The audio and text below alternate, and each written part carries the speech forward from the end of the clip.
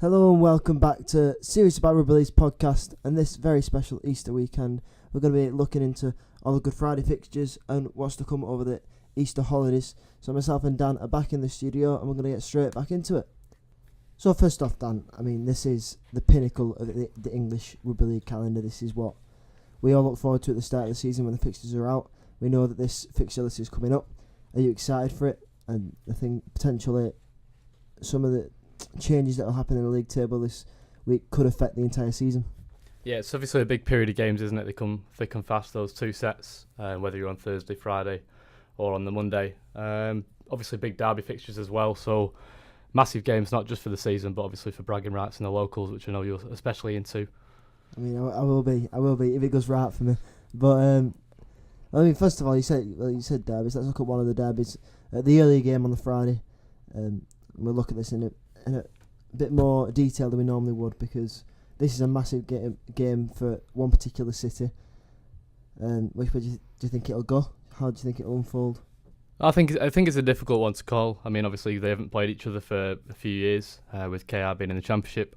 Last year, of course, we're talking about the whole derby here. Haven't won since Easter 2015. Obviously, they beat them in pre-season, but you can't read too much into that, I don't think. FC's strengths, I think, will be, obviously they like keeping the ball alive. They're quite a dominant pack, the best when they're playing with freedom. So it's important that they beat Catalan the other week, I think, to bring some momentum in, because there's a reason, obviously, that they've lost 4 of the 7 games and they're struggling a bit to the start of the season. So that might be something that KR look to take advantage of. The likes of Paya, Houghton and Taylor are obviously big players on return, some of them for FC, so they'll look to dominate. They were clinical in the second half against Catalan, so I think they'll look to do the same again. But similarly, I think KR, everyone's going against them. I don't think anyone gives them a shot, but it's a derby and there's no favourites either, so they've been quite good. They showed a bit of defensive weakness around the ruck, FC against Salford, I think it was. So I think that'll be an area that KR look to expose through the likes of Carney, who's up there in the metres and the carries table. Sean Lung, big from the play of the ball. Whether Danny Maguire plays, I'm not too sure. They suffered a lot of injuries last time out, but it's all the odds are all stacked against KR. So it promises to be a great fixture, whether they can pull it off against the odds. Yeah, it'll be one of those games where, as you said, the odds are stacked against KR, and it's clear to see that. But every time these fixtures happen, whether it be Magic Weekend or Good Friday derby, or later on in the season, KR seem to pull something out of the bag. And being at home, you never know, like that crowd having that home advantage on a Good Friday is something you cannot take for granted, because it's going to be the loudest game you'll hear as a Hull fan. This is going to be the loudest game you'll ever go to in your life. These repetitive Good Friday derbies are always massive, and I think that home advantage could be a massive steal for KR. And I said it on the first ever podcast, and you sort of like said I might have ruffled some feathers at the start of the year, but I want to be really bold and maybe even predict a KR win. It's gonna be a close game, because they normally are. Even when KR aren't doing that well. The season they got relegated, like you said, a couple of years ago when they got relegated, they lost 22-20, was it? And was that the game? Or was it the season before? That was the comeback. It was the comeback season. It might have been the year before. So even when Hull KR are struggling in the league, compared to Hull FC, there's always a tough game on these Good Fridays. So I don't expect anything less now. Yeah, I think obviously KR have had a lot of injuries coming into the game, so that even more just puts all the impetus on FC to go out there and win. I think they're taking the most they've ever taken out the Hull. They're selling out the tickets. Obviously, there's a bit of rivalry that people, if you look on some of the forums, that they don't even want to go to Craven Park because they're just so against that the KR brand. But it's going to be a great game. It'll be interesting to see, because obviously a reason they're only 2 points apart. The sides can't be that different. Yeah, and is there any particular battle that you think is going to stand out? I think just the power of the FC pack is going to be really important, and similarly the back line for KR, the pace, that was everything. They were everything that was good about their win against Huddersfield. The likes of Heffernan, Shaw, Quinlan at fullback, those three really hold the key, along with Lunt in the halves and Carney at dummy half, I think. And obviously there's another big derby going on over the course of that day, one that I'll be at myself. But there's plenty of other games going on, including some big other rivalries during that couple of days, the Monday, Thursday, Good Friday period. And the Monday, Thursday game, let's look at that first, because that's on TV, that's on Sky, and it will be a tough game. And these are two teams that have both been in form at some point in the season. Castleford look really, really good. And so do Wakefield. This is Wakefield and Castleford Monday, Thursday. Yorkshire Derby, if you want to call it that.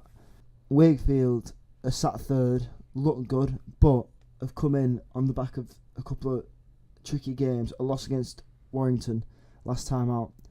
Whereas Castleford have come in, maybe at the start of the season, people were doubting whether they would be the same team that they were, but have come in on good form, just beat Leeds away at Ellen Road in that big showpiece game. This should be an interesting match to watch, if nothing else. Yeah, I think you've just mentioned it there, that game against Leeds. They showed what they were all about from last year in that first 15 minutes. We didn't see much for the rest of the game, but the first 15 minutes was kind of a flashback to the 2017 season. And if they can do that more consistently, then there's no reason why they won't be up there again. They've obviously only lost one game so far, but like we've said, Wakefield are much improved from other seasons, and they'll put up a serious fight, especially at home. Yeah, it's a different kettle of fish now. If they did add this fixture about 4 or 5 years ago, you'd think Wakefield are going to be one of those walkover sides, but Chris Chester's done a fantastic job, and this is really one of those fixtures that Wakefield fans should be relishing the chance to get to and get down to, because I really do think that the Castleford fans can create an atmosphere at Wakefield, and they should be able to go and make a real fist of it. So it should, on TV, I'm really intrigued as to how this is going to go down. Elsewhere on Good Friday, you've got the Salford Catalans game, which at the minute I can't see going any other way than Salford, because Catalan, I don't want to dwell on this too much, but Catalan look beyond poor. They look a really, really understrength side. I don't know what's going on in south of France. I think Salford will walk away with that one. You've got two other derbies in inverted commas. You've got the Cheshire Derby, Widnes Wire. We've already played that game this year. Warrington came out on top, but it was a tough game, and it was a gritty game, and it was one that I really enjoyed watching and stuck into. So for the Widnes and Warrington fans, I'm sure they'll have a great day out watching that game. I would probably back Warrington again on recent form. They're coming in quite strong, having just beat Wakefield as well. So I think rolling on to that, Warrington will probably have the slightly better chance than Widnes. Yeah, I think just the fact they've played 8 games, which is plenty more than everyone else. They've had that time to gel together and sort of get into a roll of momentum, and I think that'll count for more than you actually imagine. Yeah, I think they're starting to get the combinations right now. Bryson Goodwin starting to play really, really well, and Lynham's starting to break through a bit more. Ben Murdoch-Marcella seems to have finally come into his own again and showing the form he showed at Salford, which got him the move in the first place. So it will be an interesting game. If Widnes have a full strength team out, they will make a real fist of it, because that is a quality side, 1-13. But Warrington do look like they've shifted a gear now, and maybe we'll start pushing up the league table slowly. And the final game on Good Friday that we're going to focus on before we look at the Wigan Saints game is the West Yorkshire clash at Leeds versus Huddersfield. Sorry, how have I got that wrong? I live in Huddersfield. But yeah, Leeds Huddersfield. It's another game that, if you talk to Leeds fans, talk to Huddersfield fans, they really look forward to going to. I think this is the game that Leeds tend to take the biggest away following of the year, so they'll be really relishing this day out on Good Friday. Big news that came out this week: Rick Stone's left the club. Do you think that'll affect the result, or do you think Huddersfield players will go up a gear because they feel like they may have let down Rick, or they'll feel a bit sorry for themselves and be trying to lick the wounds? For what it's worth, I don't think Rick Stone could have done much more with what he'd been given, but the stats of the season speaks for itself. They've got the worst defensive record, even beyond Catalans, which says everything. But aside from that, I think it can only help them if they get up for it. It's a massive game, and if you can't get up for a Good Friday fixture and your coach has just been sacked, then you've got a point to prove against one of, if not your biggest rivals realistically. Then I don't know what's going to get you up for the game. Yeah, I think Rick, like you just said, I don't think he could have done much more. I feel like I tweeted about this the other day. I think there's almost an impossible job being asked of at Huddersfield at the minute. they got rid of Anderson when the going got tough, but he did a fantastic job at the club. Whereas now you're going to have to look at rebuilding this side. Some of these players that are playing in the Huddersfield side are not going to be there in a year, 2 time. They're going to move on. Huddersfield need to start rebuilding this side, and I think this is an important moment for Huddersfield.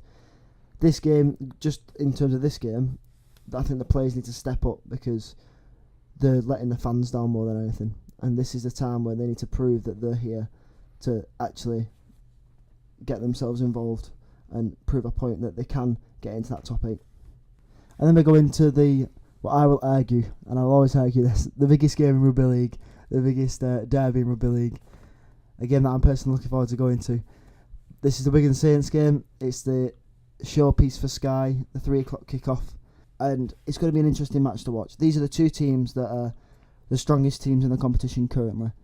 I know at the start of the season a lot of us predicted St Helens to be up there. I don't think many of us predicted Wigan to be there, myself included. I didn't think we had the strength in depth or maybe the quality up front to really push the top sides, but we are more than stepping up to the plate. Pack has been incredible. Looking at St Helens, that is going to be one big hit up front because you got the likes of Tony Clubb, who's in real form, fan favourite Tony Clubb. Ben Flower is back at his best. I don't think he really recovered from the 2014 incident in the grand final up until this season, but he's really hitting his top form again. And then you look at the St Helens side. I think Wormsley's going to be out, but you've still got the likes of Thompson and Louis McCarthy-Scarsbrook. I mean, these players that are really big, intimidating lads that will get up in your face and create a contest. A lot of what comes out of the ruck will then go and win the game for me. I always talk about key battles in games like this, and it's not hard to pinpoint what the key battle is in this game. You're going to look at the 2 fullbacks. Ben Barber is probably one of the best fullbacks in the world, not just the competition. He is a step above in class. He may be the top 5 players in the world. Sam Tompkins, on the other hand, was probably in that bracket 8 years ago, but we all know what happened when he then tried to expand that. He went to the NRL, didn't quite work out for him with a couple of knee injuries, and he's come back to Wigan, and he finally seems to have settled. He's matured as a player. I think I was watching the Super League show on BBC, and Jamie Peacock was talking about this. He's not quite as quick as he was. He's not quite the same off his feet like he was in 2010-11, where he really broke the line a lot. But he's matured as a player. He's forward thinking to get into positions, to create space, and then having that last pass has matured so much, and that's coming in key for Wigan so far this year. That's why they're doing so well.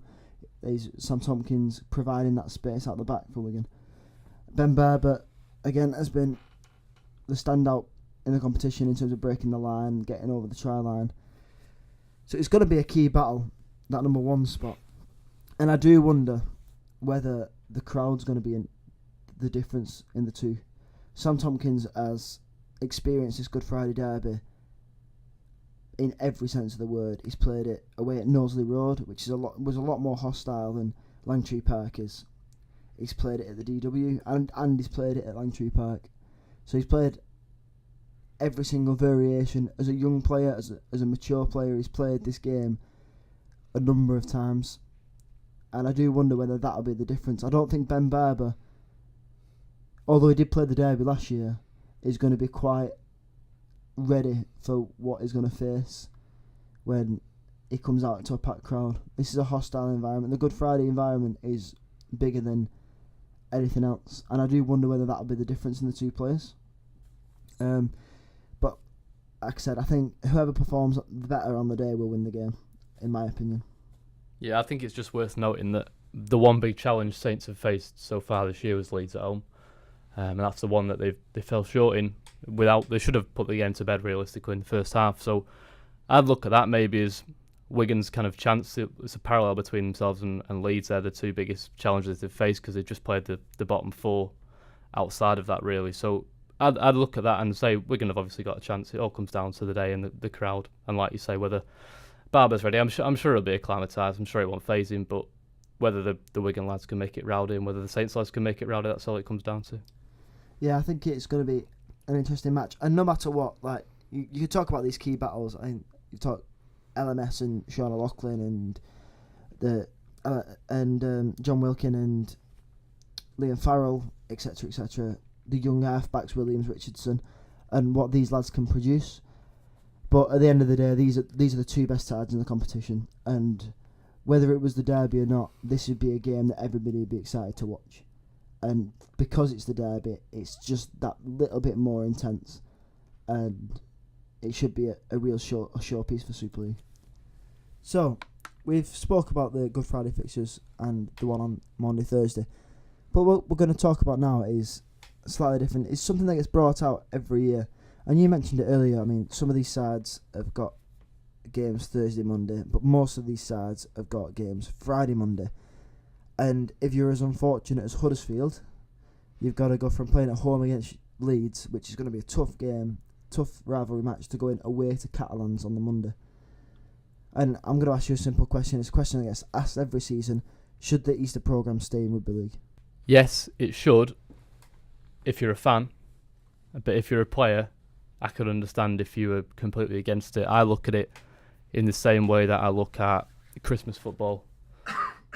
The period over New Year and Christmas with football games, they play so many fixtures 3 or 4 times in 10, 11, 12 days. I know it's not the same as playing rugby league. Rugby league's obviously much more taxing physically than football is, but I think it's still the same, and it can only negatively affect performances and their ability. And I think that's the problem we have in this country across a lot of sports. We do overload, maybe for TV, but maybe we just overload the players and expect a bit too much of them.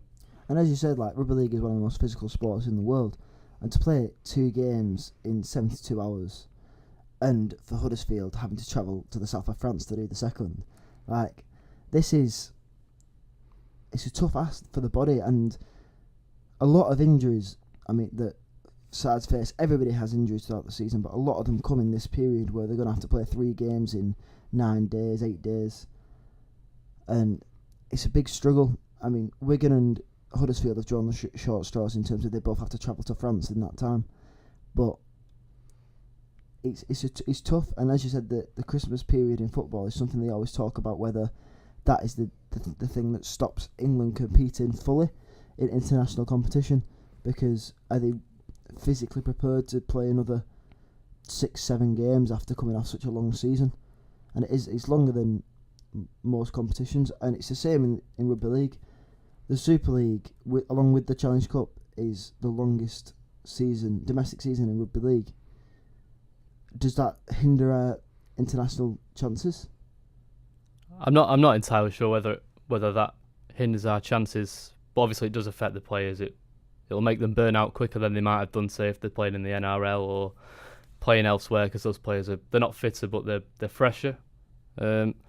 Obviously, I understand that there's only 4 interchanges, but whether it would be an option, obviously, with so many injuries, the only way you could see around it, I know it's testing the coach's ability and whatever, but if you added an interchange, whether that would stop as many injuries, stop the fatigue, stop players burnt out so early, and obviously it's not feasible, but that would be the only way I could think that if you can only pick 17 players, go from 10 interchanges to 12, go for just more for that weekend, just to stop players having so much workload on the shoulders.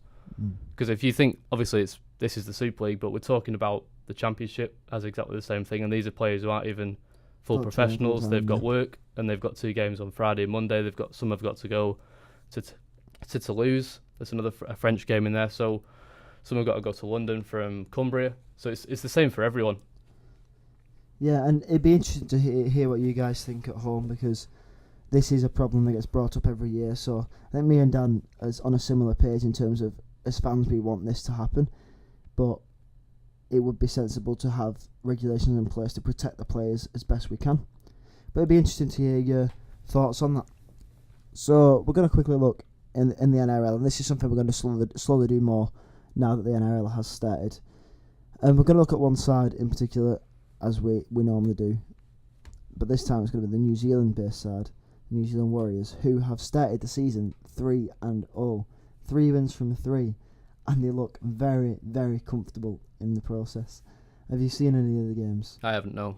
Okay, so I was sat watching the Raiders game, and the 1 point victory, the back-to-back drop goals. It was something special for New Zealand. They're really showing a grit and determination that they've not been able to show early season for a while, and I really want to see these guys perform in the top 8, because it's good to see New Zealand-based sides getting involved in major competition. It's what we want to see, because it can only benefit them.